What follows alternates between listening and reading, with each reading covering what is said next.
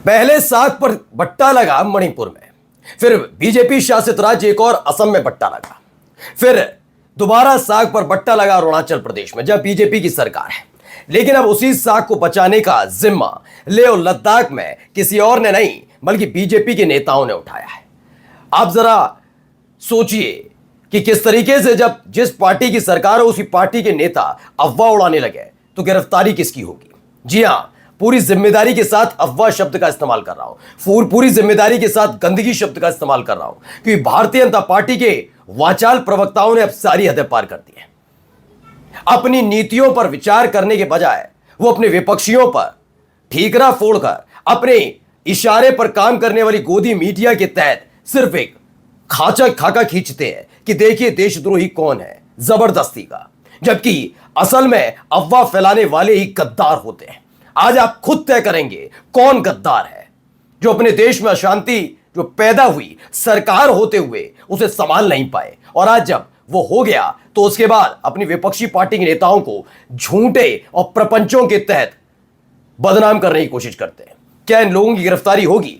नमस्कार, मैं हूं प्रज्वल गौतम और आज आपको दिखाने जा रहा हूं लेह लद्दाख की वो कार्रवाई जिस पर कम से कम सरकार को शर्मसार होना चाहिए। भारतीय जनता पार्टी को पहली फुर्सत में या तो अपने नेताओं पर कार्रवाई करनी चाहिए या फिर माफी मांगनी चाहिए खुद आगे आकर, लेकिन ना भी मांगे कोई दिक्कत वाली बात नहीं, क्योंकि बीजेपी के नेता वो मंत्री या वो भी जो भी सांसद विधायक जो भी हैं, और तो और बीजेपी के इशारे पर काम करने वाले इस देश के तथाकथित राष्ट्रवादी पत्रकार, सबकी जगह अब जेल में हो सकती है। वजह क्या है? वजह यह है कि जिस कांग्रेस के पार्षद को उपद्रवी और बवाली बताकर ये तमाशा कर रहे थे, छाती पीटो कार्यक्रम चला रहे थे, अब वो सामने आ गए। उन्होंने बताया कि जिस शख्स को कांग्रेस का पार्षद बताकर बदनाम किया जा रहा था वो नहीं है, और ऐसा करने वालों के खिलाफ वो कोर्ट जा रहे हैं, अदालत जा रहे हैं। देखिए इस फेहरिस्त में कौन कौन आ सकते हैं। तो सबसे पहले इस लड़के की जरा तस्वीर देखिए।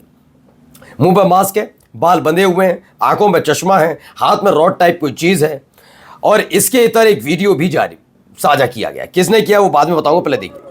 अब आप कहेंगे ये तस्वीरें तो देख रखी, नया क्या है? तो नया यह है कि प्रदीप भंडारी जो बीजेपी का प्रवक्ता है, ये बीजेपी का प्रवक्ता बना कैसे, अगर वो समझना है तो मैं एक दो घटनाएं इस आदमी से जुड़ी बता दूं। ये पहले रिपब्लिक भारत का पत्रकार हुआ करता था। पत्रकार क्या, ये इसने सबसे ज्यादा पत्रकारिता को शर्मसार किया। ये उछल कूद पत्रकारिता का चैंपियन है। यहां से निकला तो एक और न्यूज चैनल में जाकर एंकर बनकर बैठ गया। किसान आंदोलन के दौरान इसने खुल्लम खुल्ला एंकर होने के बावजूद भी इस देश के किसानों के लिए गालियां दी। ये ऑन रिकॉर्ड है, ठीक है। यही काम बीजेपी के बड़े बहुत अति राष्ट्रवादी नेताओं को पसंद आया कि ऐसे ही तो चाहिए, जो गाली गलौज कर सके, जो बदतमीजियां कर सके, शायद इसीलिए इसे प्रवक्ता बना दिया। अब ये बेलगाम हो चुका प्रवक्ता बीजेपी का कैसे अफवाह फैलाता है जरा समझिए। वो बात अलग है कि इस देश की सरकार इस समय सो रही होगी, क्योंकि उसको समझ नहीं आ रहा होगा कि उसकी पार्टी के प्रवक्ता कितनी अफवाह फैलाते हैं।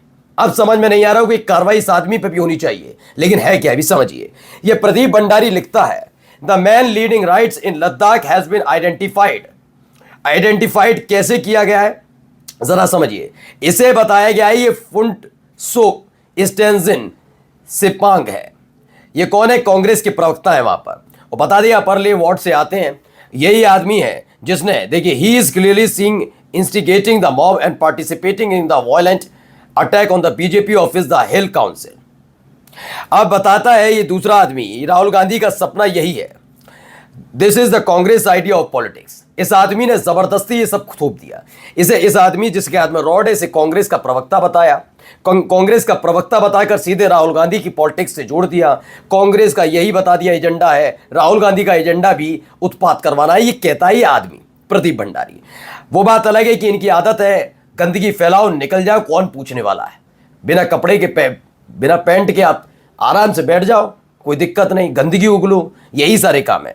देखिए है क्या असली आदमी जिसका जिक्र किया जा रहा था। देखिए ये दोनों के चेहरे जरा मिला लीजिए, दोनों आपको अलग अलग नजर आएंगे।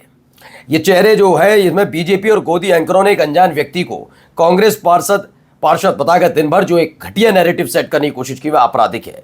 फर्जी खबरों के सहारे असली समस्याएं भटकाने का ये खेल बेहद खतरनाक है, ये कहा गया। अब इन सब के बीच वही जो कांग्रेस के प्रवक्ता हैं फुंटसोंग स्टेंजिन से पाक वो सामने आ गए। ऐसे आग फैलाई जाती है इस देश की मीडिया की तरफ से और इस देश के भारतीय जनता पार्टी के वाचाल प्रवक्ताओं की तरफ से। आप समझिए, दरअसल वहां की लैंग्वेज में बोल रहे हैं, बताता हूं क्या। अमित मालवीय सरीके फोकटिया नेता और कुछ दोखी एंकर व सोशल मीडिया इन्फ्लुएंसर ले हिंसा के बाद किसी व्यक्ति की तस्वीर और फुटेज दिखाकर उसे कांग्रेस के निर्वाचित पार्षद फुटसोंग स्टेंजेन सेपांग बताकर गलत तरीके से पेश कर रहे हैं। अब फुटसोंग खुद सामने आ गए। फुटसोंग ने जो कहा है कि उक्त फुटेज या वीडियो फोटो में मैं नहीं हूं, मैं कानूनी कार्रवाई करने जा रहा हूं। और एक खास बात यह है कि सत्ता के इशारे पर राष्ट्रवाद का चोला ओढ़कर तमाम तमाशा करने वाले, काला सफेद और ज्ञान की पाठशाला चलाने वालों से लेकर दंगल महादंगल करने वालों की अब घिग्गी बंधी हुई है। यकीन मानकर चलिए, इनके खिलाफ अगर कार्रवाई जैसे करते हैं ना कि विपक्ष के ये जो नेताओं के लिए या फिर जो इनकी आलोचना करते हैं उन पत्रकारों के लिए, एक बार गिरिमा पकड़कर घसीटते हुए एक को जेल ले जाइए, ये सारे समझ जाएंगे गलती हो रही है। लेकिन करना बड़ा मुश्किल है। करना इसलिए मुश्किल है क्योंकि इस देश के अंदर दो धाराएं जो बहाई गई, उन दो धाराओं के बीच में कानून को ताक पर रखा गया है। ताकत का इस्तेमाल करके कैसे दूसरे धारा को काटने और खत्म करने की कोशिश की जाती है, सबको पता है। क्या आपको लगता नहीं है कि इस दौर में एक पार्टी को बदनाम करने के लिए सारी जो साजिशें गोदी मीडिया के एंकर तक रचते हैं, इनके खिलाफ कार्रवाई होनी चाहिए? ये तो है ही। अमित मालवीय को तो छोड़ दो, प्रदीप भंडारी तो छोड़ो, बीजेपी के प्रवक्ता है, नेता है, और तो और इनके खिलाफ तो ऐसी तगड़ी कार्रवाई होनी चाहिए, अगली आने वाली पीढ़ियां तक याद रखें कि गंदगी फैलानी। क्योंकि आप कांग्रेस के, आपके पास तोड़ है नहीं, आपके पास कोई कार्रवाई का मोटिव नहीं, तो आप क्या कर रहे हैं? गंदगी फैला रहे हैं। पकड़ा गया झूठ, रंगे हाथों पकड़े गए बीजेपी के नेता, सारे पकड़े गए। कितने गंदी मानसिकता के हैं कि झूठ फैलाते हैं। वहीं देखिए, अशोक कुमार पांडे कहते हैं, अगर अपने हक के लिए उठी आवाज को देशद्रोही साबित करते जाएंगे तो अंत में हर देशभक्त जेल की सींखों के भीतर नजर आएगा और देश कमजोर होता जाएगा। सोनम वांगचुक देश दुनिया में प्रतिष्ठित समाजसेवी हैं, लद्दाख की आवाज हैं, भारत के प्रति समर्पित हैं। 5 साल से जो मांगे उठ रही हैं वे वही हैं जिनका वादा किया था। बातचीत करके उन्हें सुलझाया जा सकता था, पूरा किया जा सकता है। सीमावर्ती राज्य में असंतोष जितना जल्दी खत्म हो बेहतर है देश के लिए। नहीं, कैसे? सत्ता के लिए ठीक है नहीं ठीक है ये देखना जरूरी है ना। ये समझना बहुत जरूरी है कि अगर सत्ता पर आ जाएगी तो क्या करना है। ये मकसद है, आप समझ लीजिए। जो देश की सबसे बड़ी पार्टी होने का दावा करती है वो झूठ कर फैलाती है, अफवाह फैलाती है, वो एक नंबर की झुट्टी पार्टी है और उसके नेता कितने बड़े झूठे हैं ये साबित हो चुका है। नमस्कार।